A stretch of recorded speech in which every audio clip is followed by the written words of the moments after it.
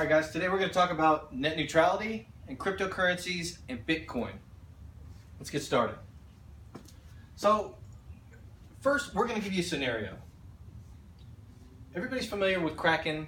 It's one of the most popular exchanges on the market right now. Let's just say, hypothetically, Kraken decides we're going to start the Kraken coin.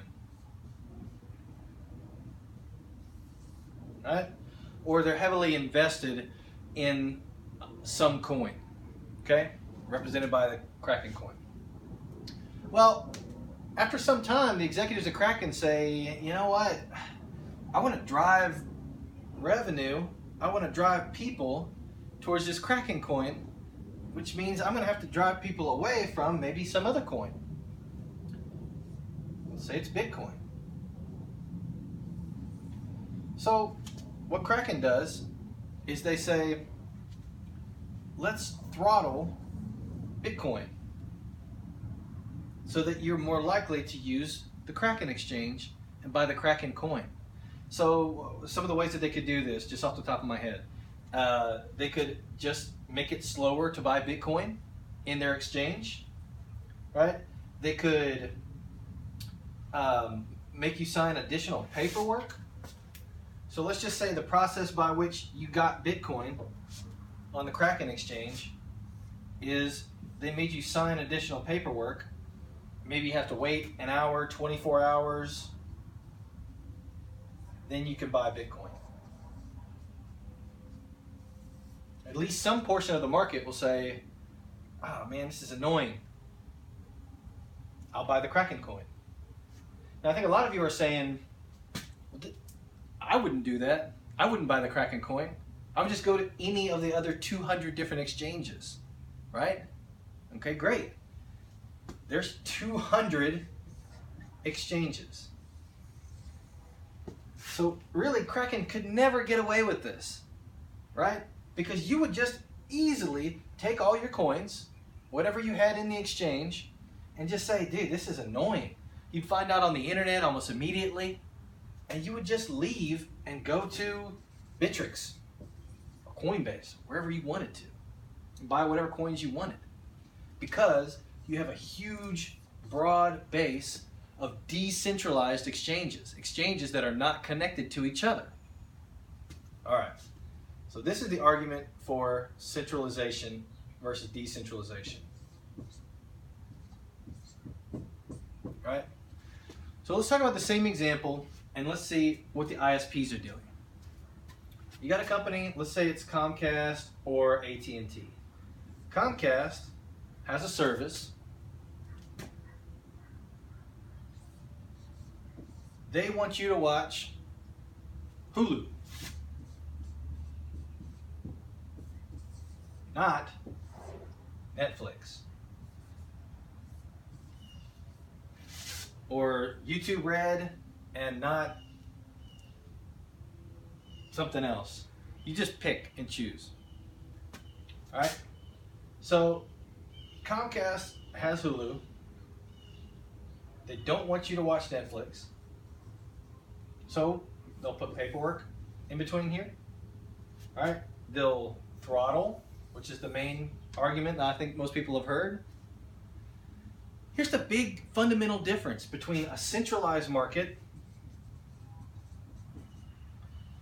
which means that you've got 1 to 3 big guys in the market that control everything. You can't get away from this. You can't get away from Comcast. In a decentralized market, you just go to Bittrex. It takes 10 seconds. You just move your coins over. You pay a small fee, whatever your exchange fee is, and you move it over. You can go to 1 million different exchanges. In this scenario, you've only got 1 to 3 exchanges. So there's 2 solutions to this. One is a government solution, a centralized solution, to stop this centralized business problem. And the other is a decentralized solution. We're going to talk about both of those.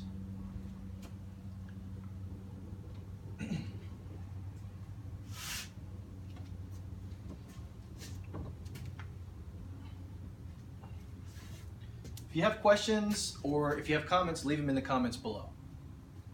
I hope all of this makes sense so far. So the government solution, or the centralized solution for Washington, D.C., centralized solution, right, is to pass legislation that says that you can't throttle one stream of internet versus another one. So the example that we had earlier, Hulu, Netflix, they would be even.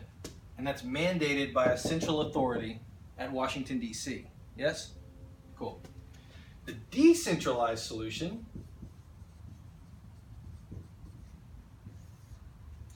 is to open up the market broadly for more internet service providers. This is where it gets tricky. Times 100, right? ISPs times 100.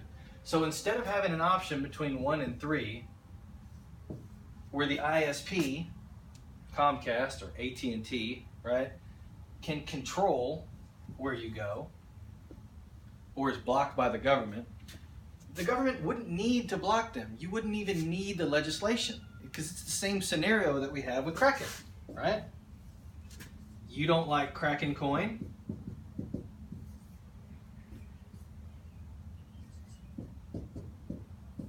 Take your Bitcoin to any of the 200 plus exchanges.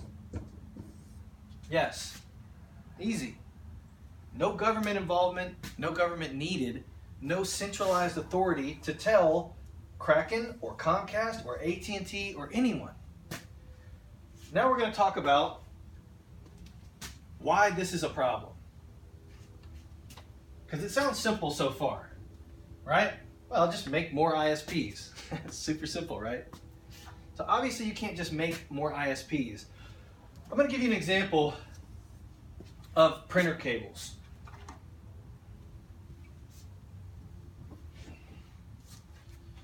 All right, and this is just a hypothetical situation, but it works. So let's talk about Hewlett-Packard, and we'll talk about Dell, right? Hewlett-Packard and Dell. They own the distribution into Best Buy and Walmart and Radio Shack. We'll throw Radio Shack in there. They manufacture a printer cable. They make a printer cable. Let's say it costs them $3 to make this printer cable. They've already got distribution in there, and they want it ostensibly, let's give them credit, say fair and square, right? They were cheaper, they were faster, they had better customer service, they had better distribution, they had all the many things that make either Dell or HP, right, that made them the big dogs and rise to the top in printer cables. Okay? You have smaller companies down here that are regional players, and they have better distribution maybe in Lexington, Texas. So while it costs them more, $5, right, to make a printer cable, they can still get distribution to local or smaller places. Lexington store. So they're competitors of HP and Dell, but just not even anywhere near the same scale, right? For them to grow and gain market share, they need to either reduce their costs or find some other way to grow, make this number closer to this number so that they can compete in price with these guys. Does that make sense so far? Well, HP and Dell in this scenario are not having that. So what do? They ostensibly collude with, again, the government and lobbyists. So a little lawyer, it's a tie. And they say, oh, you know what? We're just so sad about the environmental impact or the social impact or anything that pulls on someone's heartstrings. Damn it, it costs us $3 to make this, but we're destroying the environment in the process. And so we want to add to our price, we want to add $2 because of the social impact that we're having. And I think that you should pass legislation to add $2 to every printer cable made, because in the process it disenfranchises some group or it displaces some individual. And you know what else? We want to put another $10 in carbon credits, because damn it, we're hurting the environment. And we're using rubber and we're mining copper and we're mining silver for these cords and damn it, we just have a big heart for the environment, and we're going to pay these credits. And you know what? We are the people, HP and Dell in this scenario, the large corporations, Comcast and AT&T in the other scenario, we just feel so damn bad that we think that you should add these costs. So now you add $12 to this guy's bill, it prices him out of the market. He's always going to be a regional player. He'll never have a chance to compete with these guys, because these guys got to the $3 price point before any of this legislation was passed. It blocks these guys out of the market altogether. So while it costs HP or Dell a little bit more money, they don't care, because they stay the big dog. They stay on top. They stay with the distribution, and everybody knows economies of scale. So when you sell 1 million hamburgers for 99 cents, you still make a lot of money. So let's talk about the solution. The solution is to get rid of legislation. Make the market more free. Make the market more normal. That means that smaller ISPs, regional ISPs, have an opportunity to compete with Comcast and with AT&T. They have an opportunity to grow in the space and knock them out. But right now, because of essentially crony capitalism, right, and collusion under the guise of something really great, and we don't want to throttle people. It's wrong to throttle people. Well, it doesn't have anything to do with throttling people. What it has to do with is knocking smaller competitors out of the market, so that Comcast and AT&T, or ostensibly here, right, HP and Dell, stay in charge of the market. So what is the answer? What is the solution? The solution is what it always is. And if you're on this channel, you've probably guessed it. The solution to government, the solution to capitalism, the solution to money, the solution to almost everything